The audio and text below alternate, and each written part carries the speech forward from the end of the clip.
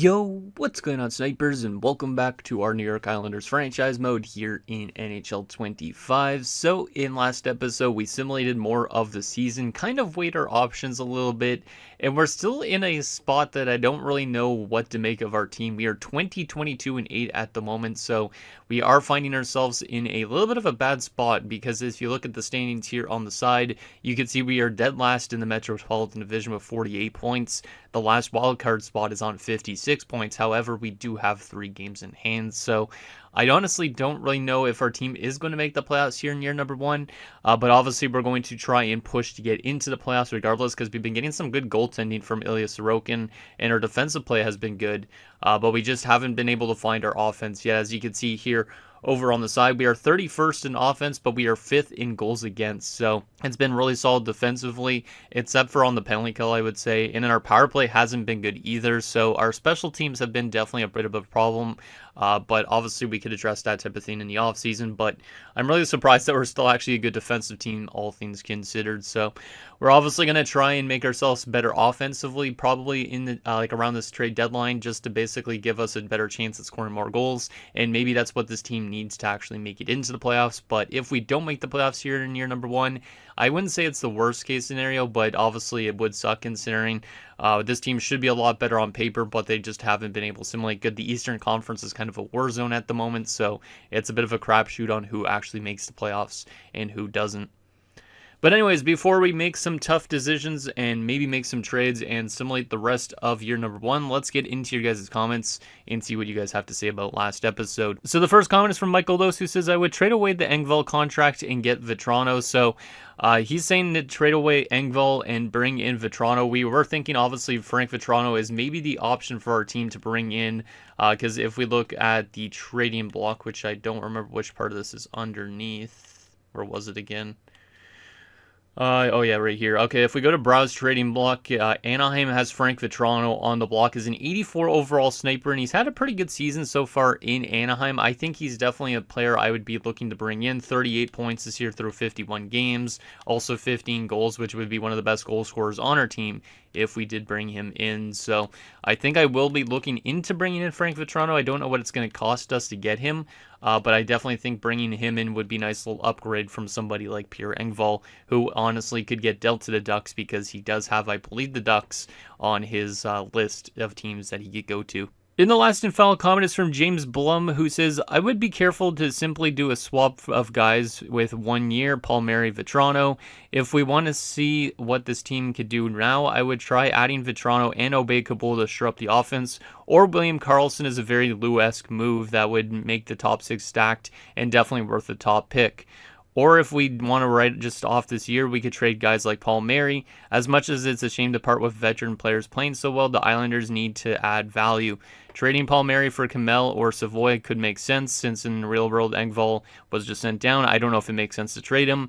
Since it sounds like we're buying, top 6 would be Vatrano, Horvat, Barzal, Duclair, Nelson, Palmieri, or Duclair, Horvat, Barzal, Nelson, Karlsson, Palmieri. Personally, I like Karlsson. This team is fringe right now, similar to when the Islanders got Bo Horvat. We need somebody right now to really change things up. I feel like Vatrano isn't enough, so he's leaning more towards bringing in William Karlsson than Frank Vatrano, which is an interesting one. I feel like the trade value for somebody like William Karlsson would probably be very high. I'm not too exactly sure what Vegas wants for him, but obviously we could look into him. Right now, does he have us on his modified no trade? I think he did, right? That's why we were actually mentioning about potentially, yeah, he would go to us. Okay, that's good.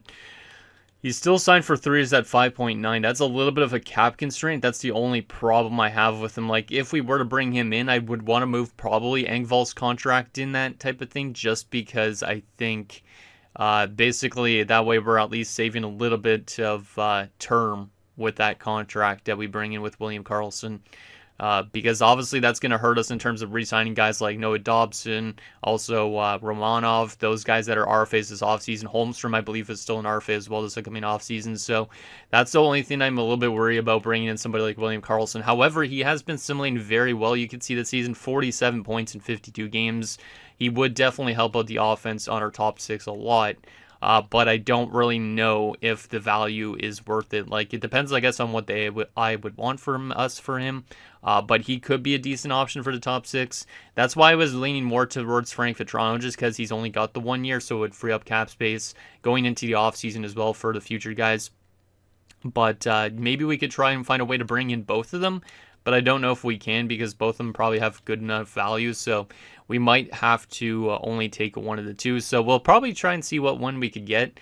But obviously, I'm not too sure on exactly still what we're going to give up to get either or of them. So when we were looking at the trade finder in last episode, there was no option shown for Vatrano.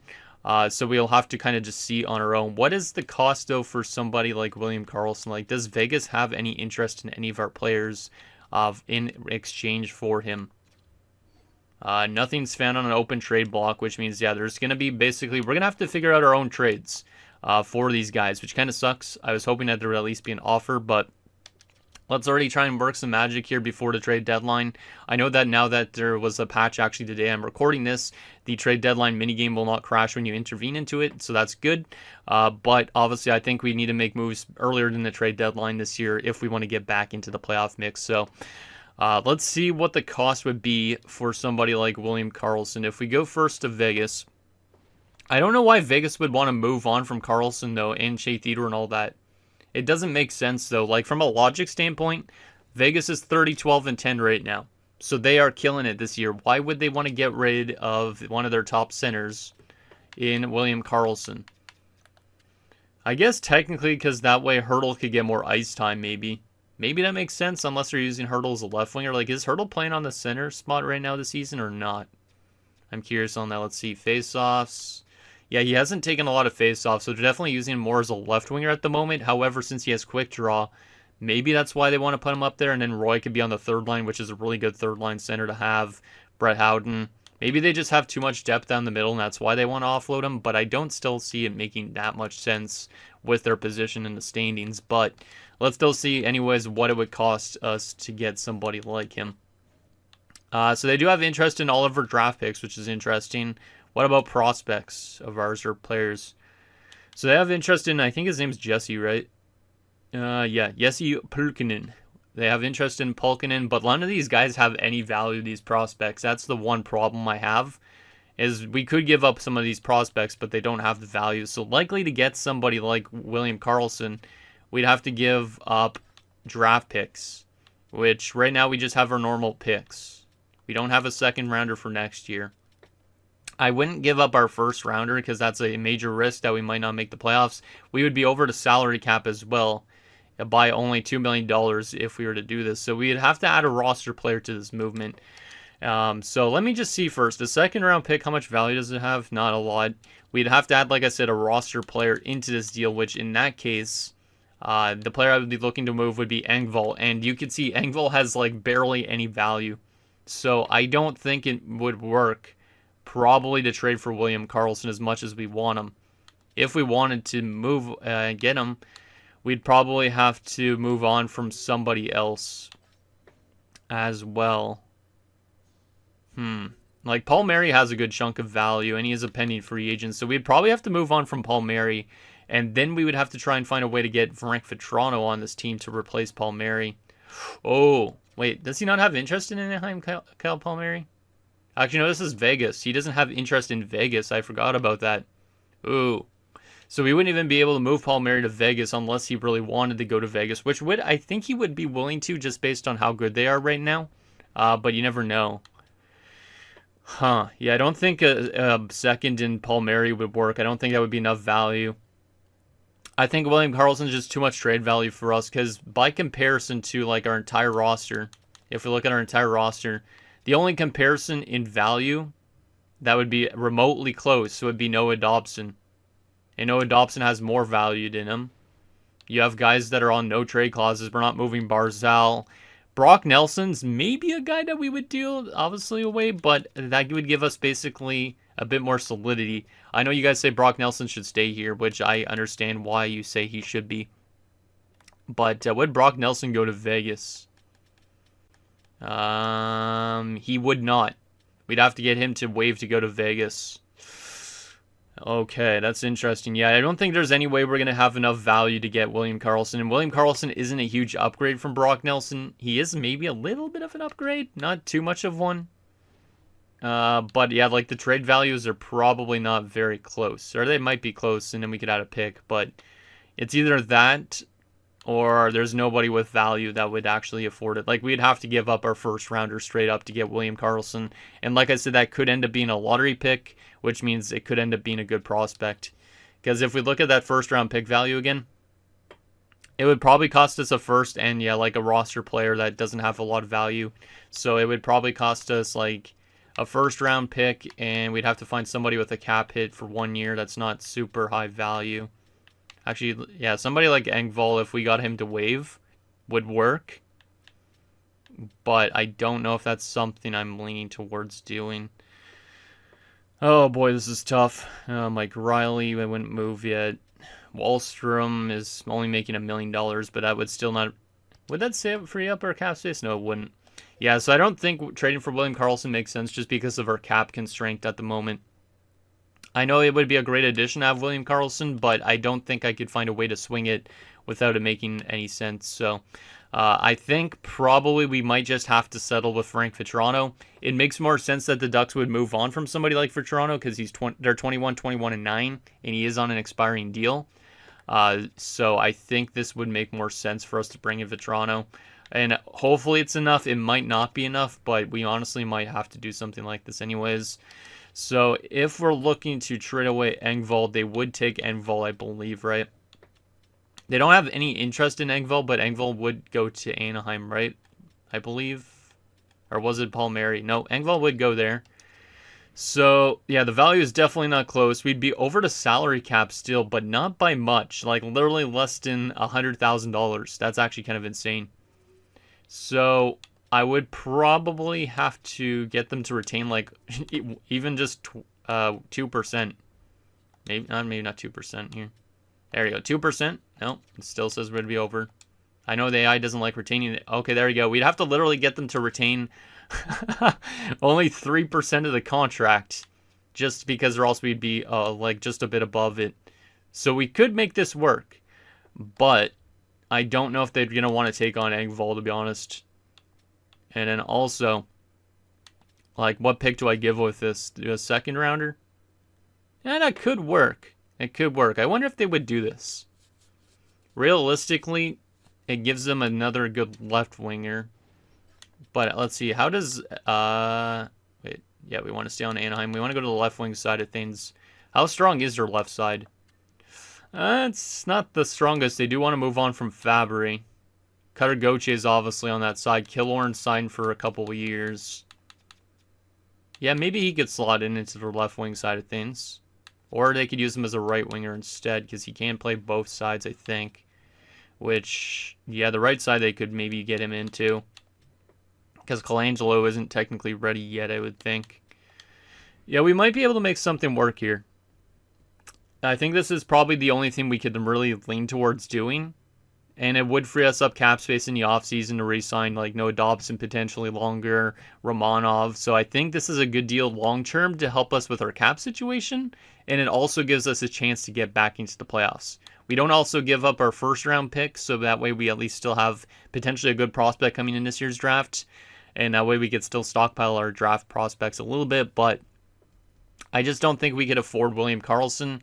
And I think this would be the best option for our team. So basically, by that logic, like what James was saying, we probably will end up having to run Vatrano, Horvat, and Barzal as our top line, and then Duclair, Nelson, Palmieri as the second line. So I think this gives us a little bit more depth. We'll try and see if this works, if Anaheim's willing to take it.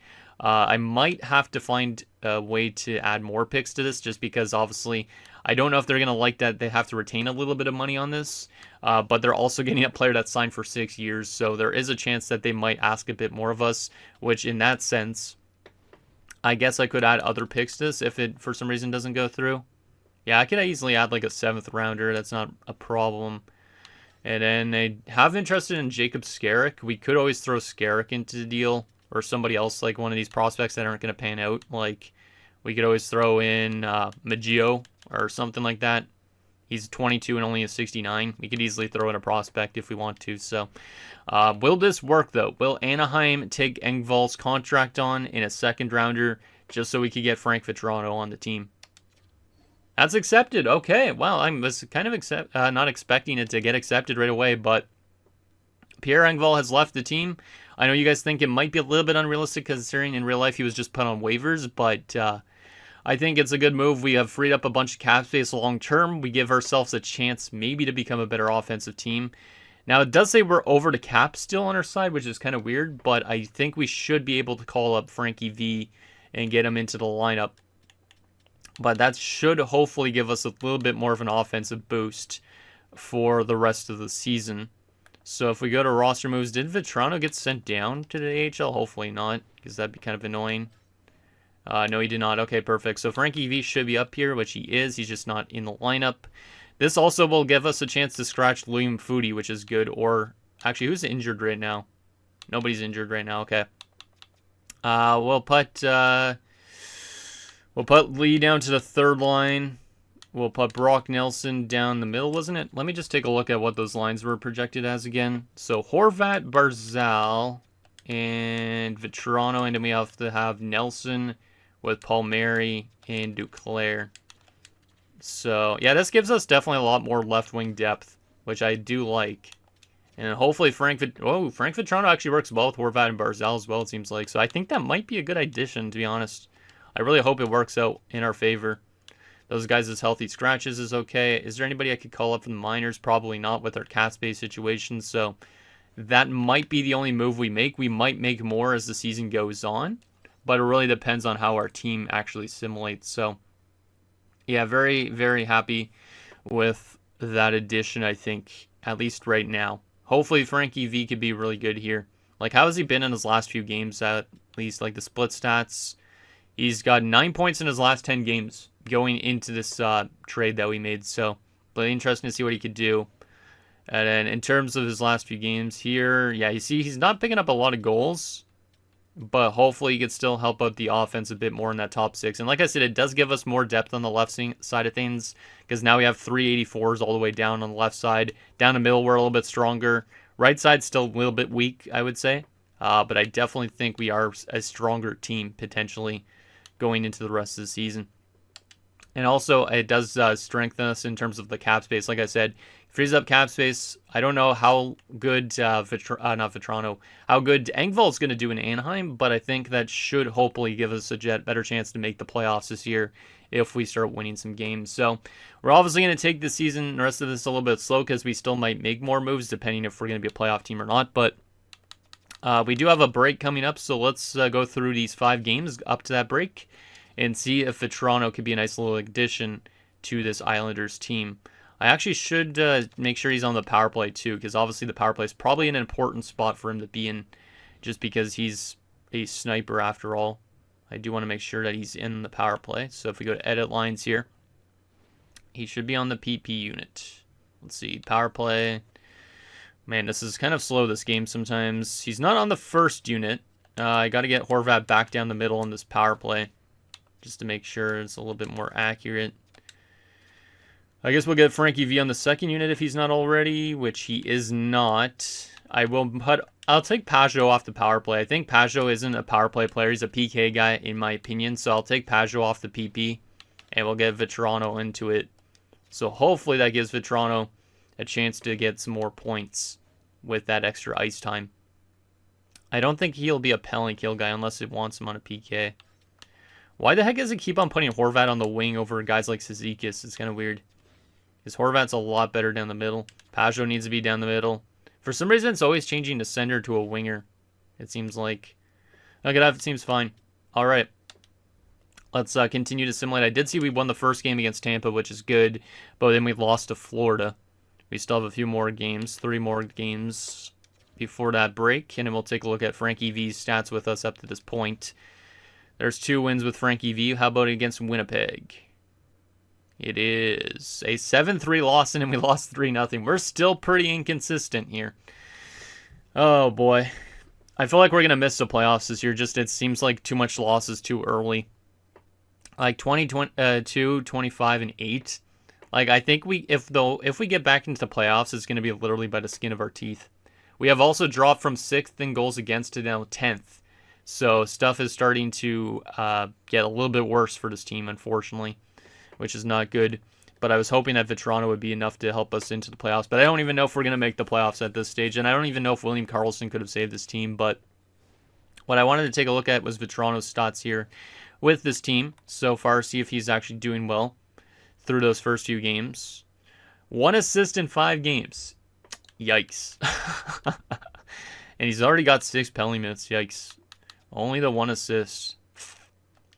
Is his ice time down with us or no? I'm curious on that. It's up by 2 minutes, so he should be producing. I just guess our team is just one of those teams that just stump everybody offensively. We're going to have to make some drastic changes, I think, at some point. Like, I know you guys want me to keep a lot of the players on this team, but I don't know if this team's going to be a good team still. Like, we're simulating literally like a real Islanders team, I feel like. We're kind of just not doing enough. We're doing okay, but we're not doing insanely good. And we need to do insanely good if we want to be a cup contender. So I don't really know what this team needs at the moment, but let's continue to sim up to the deadline. Maybe we'll be better by the deadline because we do still have another 6 games before it. So let's go through these 3 games to end the month. We have Dallas, the Rangers, and Boston. Dallas, we win 4-0. Nice shutout win. The Rangers, we win 3-1. Nice defensive game, but then we lose 6-2 to Boston. See, that's what happens with our team. Like, we win a couple games, but then all of a sudden we lose a couple games. Like, it just has no consistency. We are not last place now in the not Central Division, what the heck am I saying? The Metropolitan Division. Last wildcard spot is now on 69 points. We're on 56. And the Canadians only have 1 more game played than us. We're literally 13 points back of a playoff spot. I don't think it's going to happen even if we make any more moves in this episode. So I don't even know if I'm going to make any more moves at this rate. I'm just going to have to hope that this team somehow goes on like a 10-game winning streak or something. But I don't think the playoffs are going to happen this year. Game against Nashville, 4-3 loss as well. Rangers, 5-3 loss. And the Jets, another loss. Yeah, we're not making the playoffs this year, I think, at this rate. 56 points in 61 games. Wildcards at 73. I just think the Eastern Conference is actually really tough, and that's probably why we're doing so bad. Maybe that's why, because you look at like the Lightning, they're not even in the playoff spot at the moment. Either is the Sens, either is the Sabres, and then obviously the Blue Jackets aren't in the playoffs. The Penguins aren't in the playoffs. The Rangers aren't. The Flyers aren't. The Capitals are in a playoff spot. But literally, there's so many good teams that are not in the playoffs right now. So for us not to be, it kind of makes sense, I guess. But our team is starting to fall off even more so. We are 8th still in goals against, so at least that's staying good. But in goals for per game, it's just still staying at dead last, which is not good. So that's definitely something we need to look at in the offseason, is improving our offense. And obviously our special teams too. Like, we might want a new head coach. Maybe that's something we look at doing. Maybe a new head coach would actually fix this team. But obviously right now I think the season's probably a lost cause because we're almost at 30 regulation losses. Connor McDavid's already at 106 points. Jesus Christ, him and Draisaitl are going off. Crazy. Okay, well, I think we're probably not going to make any trades, so I am going to advance past the deadline. I think it's no chance we save this season unless the team still simulates all of a sudden really good after the deadline. But the Sharks are dreadful right now. They have only 18 wins on the season, which is pretty insane. So let's see. We should be able to get a win against them. But we're just going to have to simulate the rest of the season and hope that things change for this team. But we're going to take a look at what trades happen around the league as well, just for fun. So, game against the Sharks should be a win, right? Or are we going to lose it? Oh my goodness, we lost 5-0 to a team with less than 20 wins. Yeah, we're not making the playoffs, guys. I hate to say it. I tried my best to save this team a little bit, but it looks like we're not going to make the playoffs. And the Ducks all of a sudden look like they might be a playoff team, which is kind of insane. Consider we just moved Engvall there. Watch, Engvall's probably doing really good in Anaheim. Let's take a actually look at his stats if we can here. If we go to view contracts, we'll head on over to the Ducks and see how Engvall's fitting in Anaheim. Maybe he got dealt again. No, he did not. So let's take a look at his stats here. Let's see. 5 points in 11 games. He's probably been better than Vatrano has with us. Watch. Let's see. How has Frankie V been with us? How has the Frankie V been? Hopefully he's done at least something. 5 points in 12 games, -3. He's already got 10 penalty minutes. Damn, he's a lot more aggressive with us than he was with Anaheim. Huh. Yeah, I think what we need is a new coach, but it's too late to change the coach this season, I think, so we might as well keep with the rest of his team this season. But it sucks, though, because Ilya Sorokin's been good, but his team cannot find its goal-scoring touch at the moment. So we're definitely going to need to change things up in the offseason. But what I wanted to take a look at was the trades that happened at the trade deadline this year. So first and foremost, some prospect getting dealt to Columbus. The Devils add James Van Riemsdyk and Jack Johnson. San Jose got Easton Cowan, so big prospect there. A couple other guys as well. Toronto gets Jan Ruda. Damn, I don't know if Leaf fans would be happy to get rid of Easton Cowan for Jan Ruda, but apparently that happened. Calgary gets Casey DeSmith from Dallas. Joel Hanley and Walker Duehr go to Dallas. Florida getting Travis Boyd. Minnesota getting a first-round pick for Travis Boyd. Damn. I wonder how good Travis Boyd's doing. Vancouver gets Braden McNabb in a third for Aatu Ratu in a second. Damn, Aatu Ratu off to Vegas. Okay. Edmonton gets Alec Martinez and 2 fourth-rounders for Adam Henrique and Grube. So Henrique off to the Blackhawks. That a little bit more depth, I guess. Edmonton gets a good defenseman. That's not bad. Chicago gets 2 first-round picks for Taylor Hall, who heads to Boston. Holy crap, what a trade. So Chicago's got themselves Boston's first-rounder for this year and next year. And Boston thinks bringing back Taylor Hall is going to solve their problems. Probably not. But they also get Patrick Maroon in that deal, which is kind of funny.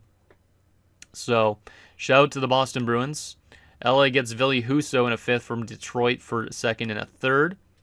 Minnesota gets Colby Barlow and another prospect for Jared Spurgeon, who is heading off to Winnipeg. Interesting with John Merrill and Jakub Lauko. And that's not all the trades I thought it was for a second because it lagged a bit. Ryan Donato off to Philadelphia for a 2nd and a 3rd, basically. Nico Hutton off to Pittsburgh for some Matt Nieto, basically, I guess. Tara Vinen off to Anaheim from Chicago. So I don't really know what Chicago's doing. I guess they're fire selling because, yeah, they got rid of Hall too. But they did bring in Adam Henrique, which is interesting. So Tara Vinen off to Anaheim. So Anaheim's trying to make a playoff push this year. Ben Houghton off to Carolina. Buffalo gets 2 good prospects in Niemela and Hildeby. Jeez, I can barely say that last name sometimes. Nicholas Obey-Kabul did get dealt. Maybe I should have tried to bring him still in. But him and Jacob Bryson are off to Toronto. Then you also have Shattenkirk off to the Rangers with Sebastian Aho to defenseman for 2 prospects. Matthew Joseph's off to Philadelphia from St. Louis. And that's it. So some interesting deals, I would say, this season. But yeah, I don't think we're going to be a playoff team. I'm just going to say it right now. There's almost no way unless we, for some reason, just win every game remaining this season. But let's continue to simulate the rest of the season. Find out, obviously, who wins the Stanley Cup and all that. And obviously where we're drafting. Because at least we have our first-round pick. That makes me a little bit happy that we at least should get a good prospect in. But I am very displeased with how this team's performed this year. I think definitely the main problem is that we don't have a good coach. So hopefully a new coach will help out this team a bit. Because now all of a sudden we're allowing a lot of goals against too. So our defensive play is probably going to go down quite a bit from where it was earlier in the season. Tyce Thompson is a center. I couldn't remember. So we'll take out Grant Hutton for Tyce. I don't really care too much about the AHL right now because there's not a lot of prospects down there. But yeah, hopefully at least some of the goals that we set out at the beginning of the season get achieved by some of our players. But yeah, it's been a really rough year here for the New York Islanders.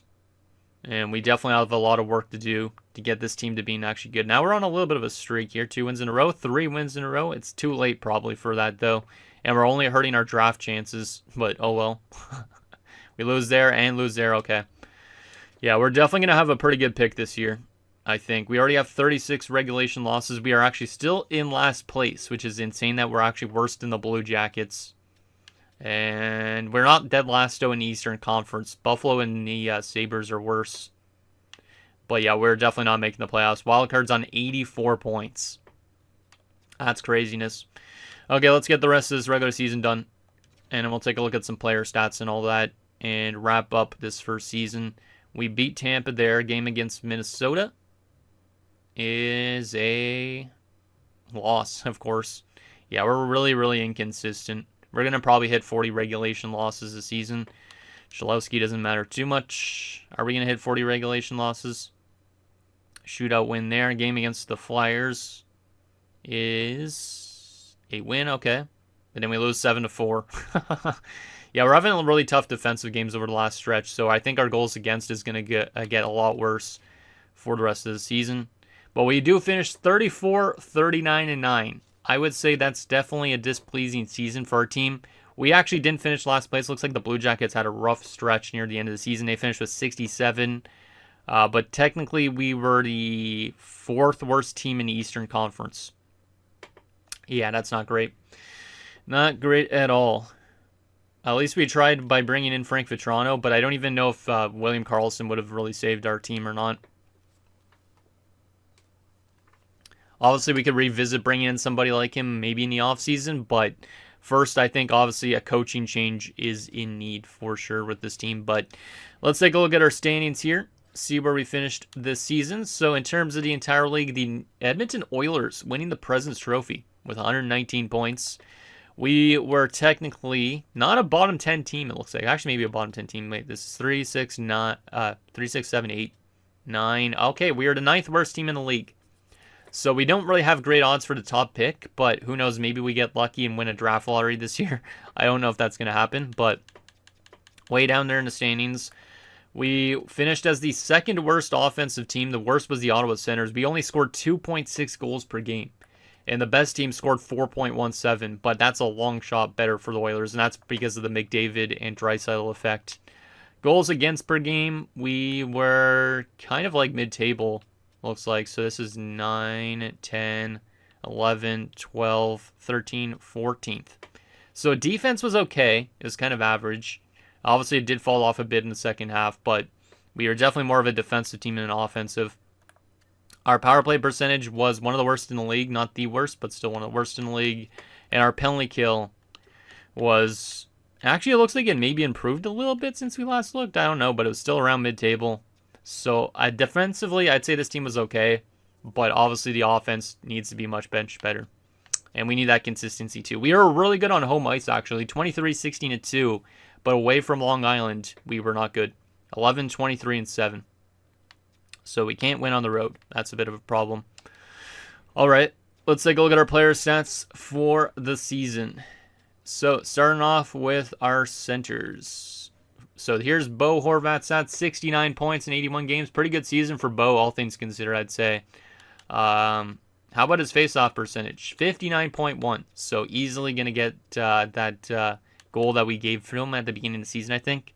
Matt Barzal, 53 points, not bad. But he was a minus 12, so that's a little bit unfortunate. Brock Nelson was good. We do definitely need to think about if we want to re-sign him this offseason. JG Pajot, 28 points is okay. Minus 13, no, not so much. Maybe it was the bottom 6 that was the main issue. I don't know. Casey Cizikas, 26 points. Foodie, 16 points and minus 19. Like, a lot of the plus minuses are just not good. Left wing side of things, Duclair on 48 points. Not too bad. 21 goals. At least he was a 20-goal scorer, but he definitely didn't reach that goal we gave him, I think, which was 40 goals, I think, or 30 goals. And then Anders Lee had 22 goals and 43 points. So some of the depth scoring was okay, but needs to be better. Right wing side of things, how good was Frank Vatrano with us? Not bad. To be honest, I would say that's exactly what I was kind of hoping for with them, to bring our offense up a little bit. 20 points in 32 games. I mean, not point per game, obviously, but definitely not as good as he was with Anaheim, I would say. Maybe he was better, actually. I don't know. What's the points per game percentage here? Let me just do some math here. So if we do 20 divided by 32, he was averaging 0.625 points per game with us. With the Anaheim Ducks, he had 0.74 points per game. So he definitely dropped down since joining us a little bit, but I still think he was a little bit effective. But obviously we need more goal scoring, and I don't even know if he's going to come back in the offseason. It really depends on our cap situation. Palmieri, 51 points as a penny free agent. It's not too bad. I'll take it. I don't know if we're going to bring him back to this team. He could end up retiring in year number 1, but I don't think he will. But yeah, we have definitely some tough decisions with that. Simon Holmstrom on 23 points. Hudson Fasching on 13 points. Gauthier on 2 points in 5 games. A lot of bad plus minus still. And then defensively, Dobson hit 42 points and 40 assists, which is nice. So I like that from Dobson. Obviously, we're going to have to pay him some big money in the offseason. Polak on 31 is not bad, but obviously I expect maybe a bit more out of him. Pellick on 21 points. It's okay. Romanov on 13, but minus 17. Riley, 12 points. Mayfield, 8 points. And then Bolduc, 2 points in 7 games. Somehow Samuel Bolduc was good. He was a plus 4 in 7 games. So I think for sure we might need to change up the defensive core too, because Mayfield and Bolduc didn't work well together. So a coaching change probably would help that. But obviously I don't want Mike Riley being a full-time defenseman here. He's a depth guy. So we need a defensive upgrade, I think, too, maybe. And then goaltending, Sorokin's stats definitely dropped off a lot. He was at a 918, 920 for a lot of the season, but dropped off to a 907. And then Varlamov actually was okay. So Varlamov was better in a little bit of the later part of the season, a 913. So not too bad. So there is our player stats. Let's take a look at stats around the league as well. So obviously we know that McDavid and Draisaitl likely were up there in points. Yes, they were. Both with 137 points. So they're going to share the Art Ross trophy as teammates, which is insane. Then you have Austin Matthews on 129. McKinnon on 121. A lot of scoring this season. Marner on 117. Jeez. Hyman up there. Damn. Best goal scorer this season was Austin Matthews with the 73 goals. Craziness. And then you had 350 goal scorers after that. So Matthews definitely went off in goal scoring, and he's obviously going to win the Richard. What about Selke candidates this season for fun? Let's take a look at takeaways and then look at face-off percentage. Austin Matthews honestly could win the Selke this year. Yeah, very good face-offs, good takeaways. But also Sidney Crosby could be up there too because he was better on face-offs, had a little bit less takeaways. You also have Ryan O'Reilly, those type of guys up there. Jack Hughes, his face-off percentage wasn't good though. Best defenseman in terms of points. Quinn Hughes with 87 points. Cale Makar up there with 83, but he was minus 18 on Colorado. Damn, Colorado must not have had a good year. Evan Bouchard might win it, though, because of that plus minus. Damn, Edmonton's cleaning up on awards, huh? Best goalie in terms of wins was Stuart Skinner with 43. Then it was Swayman and Demko, all hitting 40-plus wins. Most shutouts. Vasilevsky had 9 shutouts. Damn. And I don't think Tampa made the playoffs, too, which is kind of insane. Best save percentage by a starter is going to be Joseph Wall with a 918. Damn. Shout out to Joe Wall. And goals against average is Charlie Lindgren and Igor Shesterkin. Kind of surprised Charlie Lindgren's up there. Huh, alright. Any goalie goals this season? Probably not. Yes, there was! Oh boy, Connor Hellbuck had a goal this season. That's cool, and it was 3 assists as well. Who did he score his goal against, since we can actually take a look at this now? Because that's kind of insane. You don't really see goalies scoring. Let's see. Goals. Oh, there it is. It was an away game. Who did he score his goal against? It was in January. And it was against the Boston Bruins. I should go back to the box score and take a look at that, because I've never seen a goalie goal in the box score before. So we're going to go ahead and do that, obviously, after this. Best rookie this season. Macklin Celebrini, 64 points. He also had Michkov on 54. Lane Hudson with 41. Not a surprise. Gauthier, Nazar, etc. Okay. So there is the player stats. What about the AHL quickly? I did want to take a look if Wahlstrom actually did good this season or not. Did Wahlstrom do good in the AHL this season? 13 goals. I need more out of Wahlstrom than that. Yeah, Wahlstrom, I don't really know if he's going to be an NHLer in this series. Oh boy, there's so much problems that I feel like this team needs to just go through almost like a complete wipe. I know some of you guys say that we should keep a lot of these guys, but I don't really know if it's something we should do or not. But I do want to go to that box score. So January when Winnipeg was playing Boston, what game was that? Let's go Eastern Conference. Maybe that'll help a little bit here. We're looking for Winnipeg versus Boston here. Can I find it? Just so I can see that Hellbuck goal. And if it was definitely an empty net goal. If it was a goal in the middle of the game, I would laugh my ass off at that.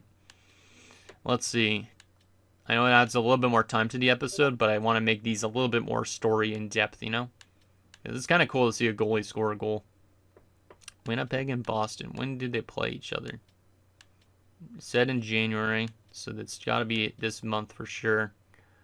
Or is this only when Eastern Conference teams are playing each other? Because Winnipeg is obviously a Western Conference team. It looks like it's just, I don't know, Colorado's there, so it's never mind. Where is the Winnipeg-Boston game? Winnipeg and Boston. Not there either. I don't know when they played, what day it was. Oh, there it is. 4-2 win. 4-2 win. Let's take a look at the box score of this and see if it actually says Hellbuck scored. Yep, it does. And it was an empty net goal. So at least it makes sense. Because if it randomly had him scoring in the middle of the game, that would be kind of insane. But it was an empty net goal in the final minute. I got to just remove my face so I could actually get like maybe a screenshot of that. Because that's kind of neat. So shout out to Connor Hellbuck for becoming the first goalie in the series to score a goal. Okay, so now that that is done, I think we're ready to assimilate to the awards and obviously the draft lottery results. And then we can take a look at the draft class, our contract situation, that type of thing, because we obviously want to know what the offseason ahead is going to be like for this team. So the real question is who's going to win the Stanley Cup in 2025. Obviously, my draft to glory was a rematch of the actual Cup finals from the year before. So Edmonton and Florida. I don't know if that's going to be the case again this year. But if you just want to see the playoff tree, you can see it over on the side just underneath my head. Those are the teams going up against each other. Let's find out who wins the Stanley Cup this year. And hopefully when we get to the draft lottery results, hopefully we somehow pull a lottery win out of our ass, because that would be amazing. Because then we could get ourselves at least a good prospect to potentially build around once certain guys leave this team. Because right now I feel a little bit lost with this team. Not going to lie. It's definitely a lot of contracts that are going to be tough to deal with right now, at least. All right. Should be still a little bit before we find out who wins the cup. Hopefully it's a realistic cup result and you don't see like the Anaheim Ducks winning a cup, since they actually are in the playoffs. Because if they do win the cup, then Engvall's going to be a cup champion. And it's the Florida Panthers pulling off the back-to-back. And that's not exactly, well, it is actually kind of what I expected. I wouldn't be surprised if they beat the Oilers for the Stanley Cup. Yep. So it seems like EA definitely has a thing for having Florida and Edmonton playing each other in the Cup finals back-to-back years. So that's kind of interesting, as Florida beats Edmonton in both years. This Cup finals was only in 4 games. Looks like via sweep. So let's go over to the awards section now. It is on the top, I guess. Yeah, player stats. Let's take a look at these awards. So, Stanley Cup champions, the Florida Panthers for back-to-back years. Edmonton won the President's Trophy, but unfortunately lost in the finals. 3 straight finals for the Florida Panthers, 2 for the Oilers. McDavid, the Art Ross Trophy, as you would expect, but it doesn't say that Leon Draisaitl won it. So I guess when two teammates win it, it doesn't give it to both of them. So that might be a glitch. But I definitely think it was probably technically McDavid and Draisaitl winning it. McDavid does win the Hart. Evan Bouchard did win the Norris because of that plus-minus. Jack Hughes, the Lady Byng. Lane Hudson won the Calder. That's kind of impressive. I didn't expect it to be him based on the point production, but I guess he had the best plus-minus of the bunch. But shout out to Lane Hudson for winning the Calder. Matthew Tkachuk won the Conn Smythe. Igor Shesterkin, the Vezina. And the Jennings. Denis Miromanov, I think his name is, wins the Bill Masterton. Or is it Daniil Miromanov or Denis Miromanov? I honestly don't remember, but shout out to Miromanov. Washington's head coach wins the Jack Adams. Crosby wins the Selke. Draisaitl the 10th Lindsay. And Matthews the Richard. AHL-wise, Mirosh Nishenko, Vrana at Savoy. A lot of interesting players down there. Jonathan Kovacevic. Okay. So there is the awards for the season. Does it show up with the AHL awards? I'm actually curious on that. I didn't even think to take a look at that. Like, if I do look at Jonathan Kovacevic, will it list his AHL awards as well, or does it only list NHL awards? Because if it lists only NHL awards, that would kind of suck. But it would be interesting if it does show AHL awards. No, it doesn't show AHL awards. EA, if you're listening to this or anything, anybody, actually I should probably mention it in the Discord to them.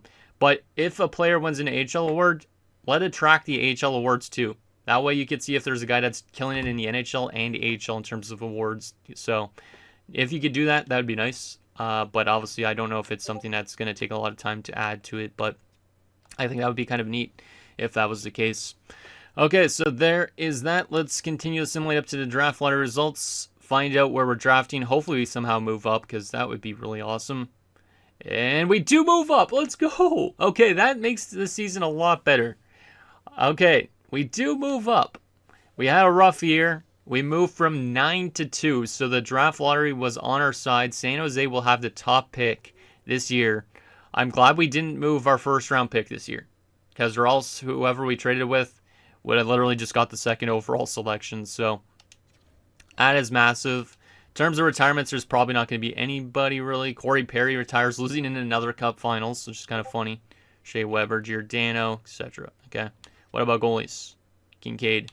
And the funny thing is, I just saw Artem Anisimov retired in this, and literally the day I'm recording this, Artem Anisimov retired. So that's kind of interesting. So there is that. Giordano's now a coach. That's kind of interesting. All right.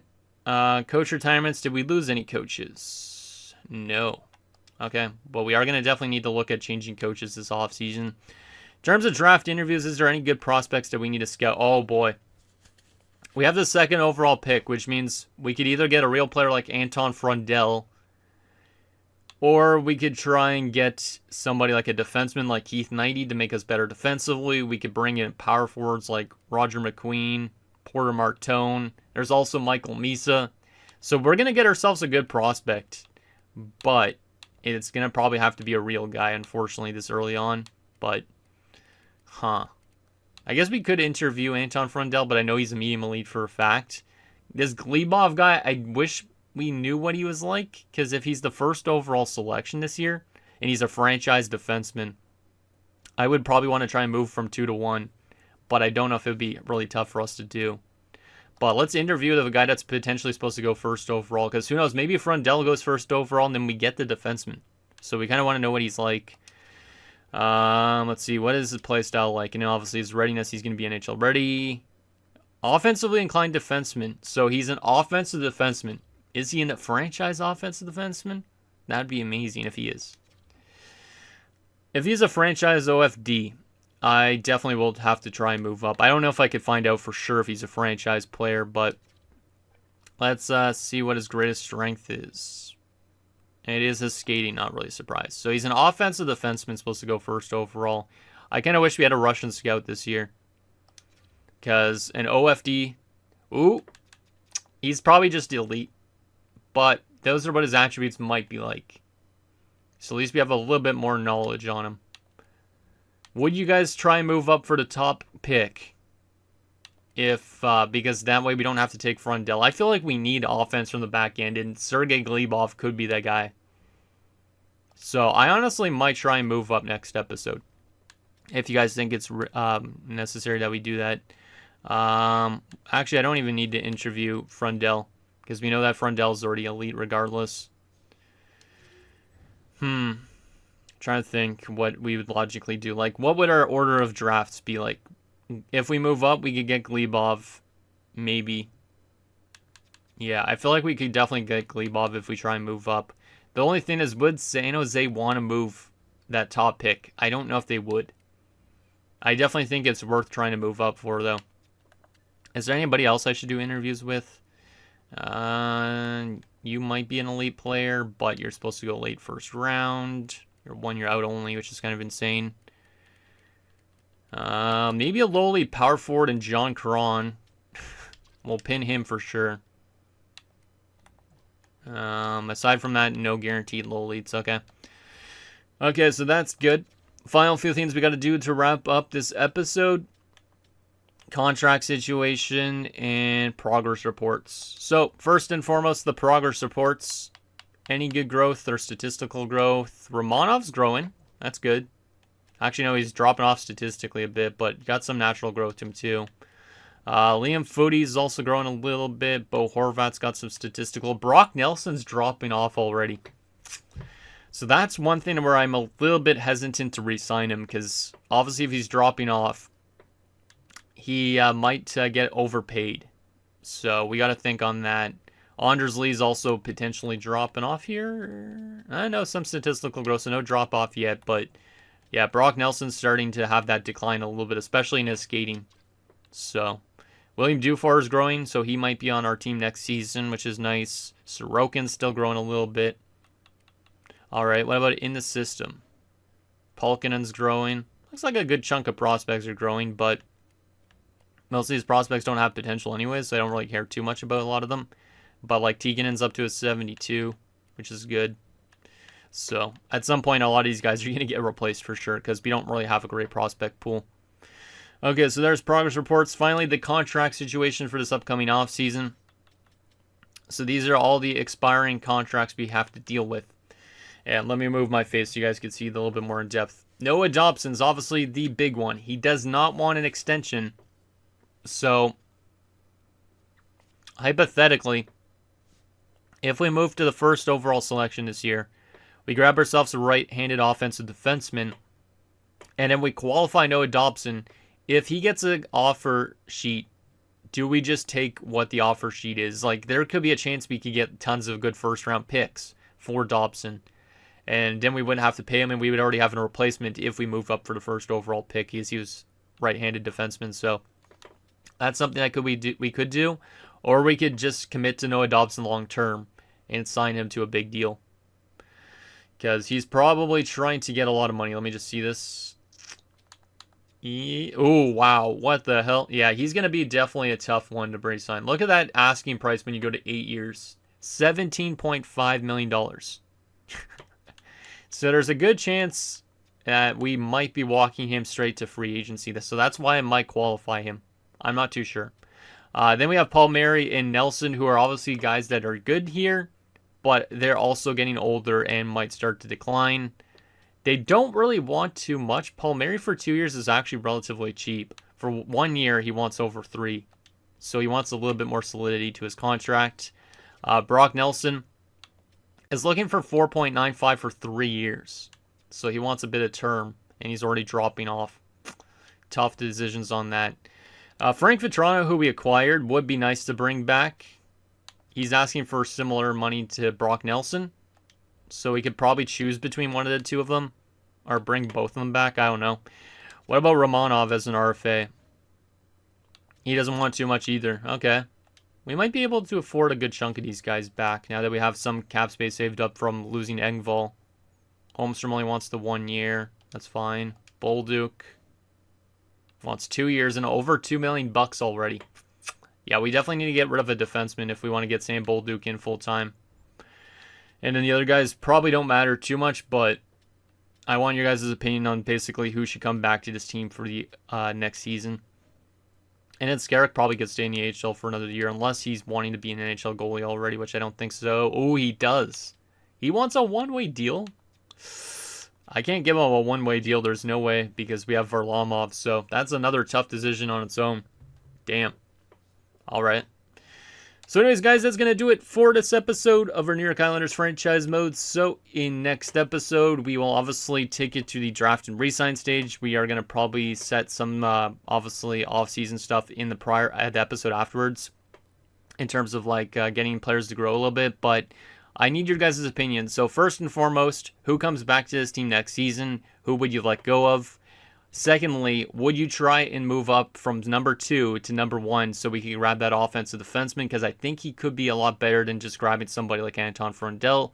Or we could try and trade our second overall pick for somebody better out there to make our team better right now rather than later. But I feel like grabbing ourselves a good young prospect might be something great for this team because we don't have a lot of them at the moment. So let me know down below, and I'll see you guys next time.